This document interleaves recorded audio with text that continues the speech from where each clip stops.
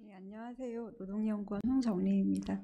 오늘 토론에 참여해 주셔서 감사드립니다. 멀리까지 와주신 분들이 많은데 정말 너무 감사드리고 다시 한번 진심으로 감사드리겠습니다. 오늘 토론에는 근로자들의 정신건강을 통한 산업안전 개선 방안이라는 그 과제의 연구 결과를 소개하고 토론하는 자리이고요. 제가 오늘 발표할 연구는 첫 번째 챕터는 아니네요. 네. 오늘 발표할 제 연구는 근로자들의 정신건강과 근로환경 그리고 산업재해 간의 관계 분석이라는 제목의 연구입니다. 네. 최근 정신건강의 중요성에 대한 사회적 인식이 확산하고 있죠. WHO는 정신건강이란 개인이 일상적인 삶의 스트레스를 대처하고 효과적으로 일하며 사회에 기여할 수 있는 자신의 능력을 인식하는 웰빙 상태라고 폭넓게 정의하고 있습니다. 정신건강은 일과 밀접하게 연관이 되어 있고 정신건강이 약하면 신체적 건강에도 영향을 미치고요. 근로의욕이 저하되기 때문에 생산성이 하락하고 산업재해까지 유발할 수 있습니다. 그리고 정신건강 악화는 동료에게까지 상당한 외부 효과를 유발한다는 연구 결과도 있습니다. WHO의 2022년 연구에 의하면 생산 가능 인구의 약 15% 정도가 특정 시점에서 정신장애를 경험했다고 발표하고 있고요. 매년 1조 달러의 비용이 발생한다고 보고하고 있습니다. 근로자들의 정신건강 보호 혹은 증진을 위해서 국가에서 정부에서도 책임과 공공성을 강화하기 위해 노력 중이고 이 노력의 일환으로 여러 가지 계획을 발표하고는 있습니다. 그렇지만 아직까지 실효적인 제도나 장치가 미비하다는 평가를 받고 있는 실정이기 때문에 이 연구는 산업안전 개선 측면에서 근로자들의 정신건강 증진에 대한 실질적이고 구체적인 방안을 모색하고자 진행하게 되었습니다. 이 연구는 첫 번째로는 근로자들의 정신건강 추이를 연도별로 일단 확인을 했고요. 두 번째로는 근로환경 측면에서 어떤 요인들이 정신건강과 밀접한 상관관계가 있는지 실증적인 분석을 했고요. 마지막으로는 정신건강과 산업재해 간의 관계를 확인했습니다. 네.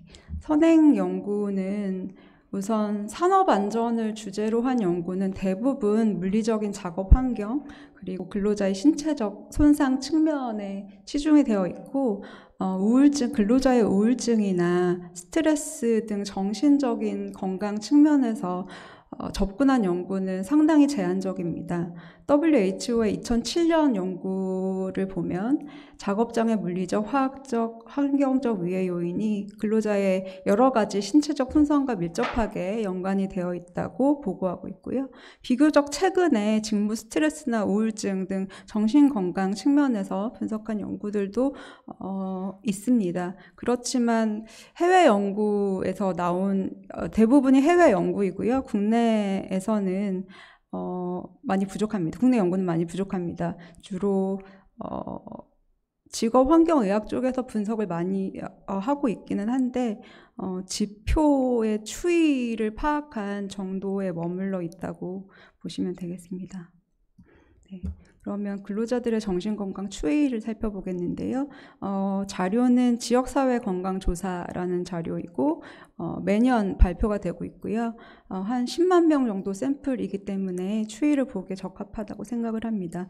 대상은 임금근로자 20에서 64세를 한정을 했습니다. 정신건강 지표로는 일단 우울감 비율, PHQ-9 점수와 PHQ-9 기준 우울증 유병률 세 가지 지표를 사용을 했는데요. 일단 우울감 비율은 주관적인 지표라고 보시면 됩니다. 내가 우울했는지, 지난 2주 동안 우울했는지에 대한 응답을 하게 되어 있고요. 추이를 보시면 2011년부터 23년까지 조사되어 있는데 실선을 보시면 전체 성별로 보시면 되겠습니다. 한 2011년에 4.2% 정도 되고 2014년까지 증가했다가 2018년까지는 감소 추세였다가 그러니까 코로나 이후에 계속 증가하는 추세를 보여서 2023년에 가장 높은 비율을 보이고 있고요. 성별로 비교를 해보면 여성이 남성보다는 정신건강이 좋지 않은 것을 보실 수 있습니다. 그리고 PHQ-9는 우울증 진단에 많이 활용되는 도구라고 합니다. 9개의 문항으로 되어 있고 0에서 3점까지 응답하게 되어 있어요. 그래서 보시면 주관적인 우울감 비율보다는 수치가 좀 낮기는 한데 전반적인 추세가 증가하는 것으로 확인이 되고 동일하게 여성보다 남성이 정신건강이 안 좋은 것으로 확인이 되고요. PHQ-9 기준 우울증 유병률은 PHQ-9이 0에서 3점까지 이제 각 항목에 대해서 선택하게 되어 있고 9개의 문항이기 때문에 0에서 27점까지 분포가 되어 있는데 10점 이상이면 우울증이라고 합니다. 점수가 높을수록 우울하다고 보시면 되고요. 그래서 보시면 우울증 유병률이 동일하게 세 가지 지표 모두 최근 들어서 최근으로 올수록 정신건강이 악화하고 있다라고 보여지고 여성이 남성보다 정신건강이 좋지 않다는 것을 이제 추이를 보시면 확인하실 수가 있고요. 실증 분석을 통해서 추이를 분석했고요. 동일하게 지역사회 건강 조사를 사용했습니다. 목적은 성별, 연령 등 인구학적 특성에 따라서 근로자들의 정신 상태가 격차가 있는지 확인하는 것이고, 두 번째로는 정신건강에 영향을 미치는 다른 요소들을 통제하고 나서도 과연 최근으로 올수록 정신건강이 약하고 있는지 확인하기 위한 분석이었고요. 분석 방법은 연속 변수일 때는 OLS를 썼고 더미 변수일 때는 로짓을 썼습니다. 여러 가지 통제 변수를 포함을 했고요. 지표는 아까 그림에서 보신 3개의 정신건강 지표를 사용을 했고요. 그리고 성별, 연령의 인구학적 특성이고요. 연도 고정 효과를 봤을 때 결과를 보시면 3가지 지표 모두에서 남성이 여성보다 정신건강이 상대적으로는 양호합니다. 그리고 연령으로 보시면 젊은 연령일 때 정신건강이 더 안 좋은 것으로 나타났고요. 연도별로 보시면 계속 증가하고 있어요. 그러니까 최근으로 올수록 정신건강이 악화하고 있다. 근로자들의 정신건강이 악화하고 있다라고 보시면 되겠습니다.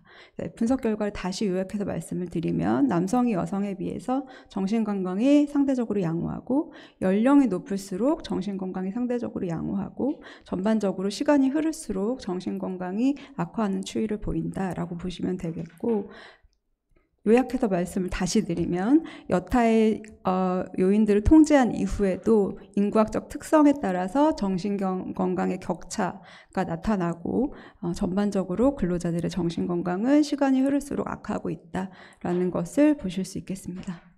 다음으로는 근로환경 측면에서 어떤 요인들이 근로자들의 정신건강을 악화하는지 확인하기 위한 분석이고요. 이 자료는 사용한 자료는 근로환경조사 3에서 6차 자료를 사용을 했고요. 동일하게 임금근로자로 한정을 했습니다. 정신건강 지표는 사실 데이터상에서 많이 없어요. 그래서 한 가지 변수밖에 사용을 할 수 없었는데 우울, 불안, 장애 여부를 사용했고요. 더미 변수입니다. 그리고 근로환경 변수, 통제 변수가 이제 PPT에 나와 있는데 근로환경 변수는 표 2에서 정리한 걸 보시면 더 확인하실 수가 확인이 쉬울 건데요. 일단 첫 번째로는 감정 노동 지수, 두 번째로는 차별 경험 혹은 폭력 경험 등 반사회적 행동 경험, 그리고 작업장 안전 지수, 장시간 노동 여부, 교대 근무 여부를 근로환경 변수로 포함했습니다. 기초 통계량을 간략하게 보시면 전체 표본이 93,900명 정도 되는데 이 중에서 약 2.6%가 우울, 불안 장애를 경험한 것으로 나타났고요. 그리고 근로환경 변수 중에서 감정노동 강도 점수, 그리고 작업장 위험 요인 점수는 데이터의 정의상으로 분류를 해서 좀 헷갈리실 수 있는데 0에서 100점으로 환산을 했고요. 높을수록 근로자 친화적인 환경이라고 보시면 됩니다. 그래서 감정노동 강도 점수가 높으면 감정노동이 약한 것이고 작업장 위험 요인 점수가 높으면 안전한 것이라고 좀 헷갈리시겠지만 보시면 되겠습니다. 결과를 보시면 대부분의 그 근로환경 변수들이 근로자들의 정신건강과 유의한 상관관계가 있는 것으로 확인이 되고요. 전체 성별로 구분해서 각각 분석을 했을 때도 특별한 이질성은 보이지 않고 유의하게 정신건강과 근로환경 변수 간의 상관관계가 확인이 됩니다. 감정노동이 약할수록 작업장이 안전할수록 정신건강 이 양호했고요. 차별 경험이나 폭력 경험 그리고 장시간 노동은 정신건강을 유의하게 악화하는 요인으로 작용을 했습니다. 그리고 연령별로 봤을 때 좀 흥미로웠는데요. 근로환경을 통제했을 때에는 연령이 높을수록 정신건강이 상대적으로 좋지 않습니다. 아까 추이를 보실 때 추이를 봤을 때는 젊은 연령층에서 정신건강이 상대적으로 좋지 않았는데 근로환경을 통제했을 때는 오히려 장년층 50에서 64세 장년층에서 정신건강이 오히려 더 좋지 않았다라는 결과가 나왔는데요. 이 결과가 의미하는 걸 생각해 보면 20, 30대 젊은 근로자들은 상대적으로 열악한 근로환경과 근무 조건에서 일하는 경향이 있기 때문에 열악한 근로환경이 정신건강 악화에 미치는 영향이 그러니까 젊은 근로자에게 더욱 컸을 가능성을 시사하는 것이다 라고 생각이 되고요. 마지막으로는 근로자들의 정신건강과 산업재해 간의 관계를 보시겠습니다. 표 5는 넘어가고요. 종속변수가 기업의 산업재해율이고요. 천인율로 나타냈습니다. 그리고 관심변수가 정신건강의 대리지표인데 고객 대상 감정 노동 스트레스 심각도이고 5점의 리커드 척도로 구분되는 변수입니다. 그리고 통제변수는 기초통계량에서 보시면 될 것 같고요. 산업재해율이 평균적으로 약 3.4 천인율 정도이고 감정노동 스트레스는 전혀 심각하지 않으면서 매우 심각한까지 5개로 분류된 변수라고 확인을 하시면 되겠고 이 데이터가 산업안전보건 실태조사인데요. 제조업과 서비스업을 대상으로 조사가 된 데이터입니다. 결과를 보시면 감정노동 스트레스와 산업재해율 간의 관계를 이렇게 추정 결과를 보시면 감정노동 스트레스가 전혀 없는 기업에 비해서 감정노동 스트레스가 매우 심각한 기업일 때 산업재해율이 통계적으로 약하기는 하지만 증가하는 결과가 나타났습니다. 순차적으로 이제 통제 변수를 포함해서 결과를 추정해 봤고 모든 통제 변수가 포함된 모형 3을 보시면 될 것 같아요. 흥미있는 결과는 업종을 구분했을 때 나타나는데요. 제조업을 대상으로 했을 때는 통계적인 유의성이 없습니다. 그런데 서비스 업종을 대상으로 했을 때는 통계적 유의성이 좀 더 강해졌고요. 감정노동 스트레스가 전혀 없는 기업에 비해서 감정노동 스트레스가 매우 심각한 기업일 때 산업재해율이 증가하는 것으로 통계적으로 유의하게 증가하는 것으로 확인이 됐습니다. 네. 이 감정노동 근로자들이 종사하는 비중이 높은 서비스 업종에서 감정노동 스트레스가 강할수록 산업재해율이 더욱 가파르게 증가하는 것으로 나타난 결과는 결국 정책적 개입이 없다면 근로자들의 정신건강 악화 추이를 고려할 때 정신질환으로 인한 산업재해율이 향후 더욱 빠르게 증가할 가능성을 시사하는 것이라고 생각이 됩니다. 네. 결과 요약은 생략을 하고요.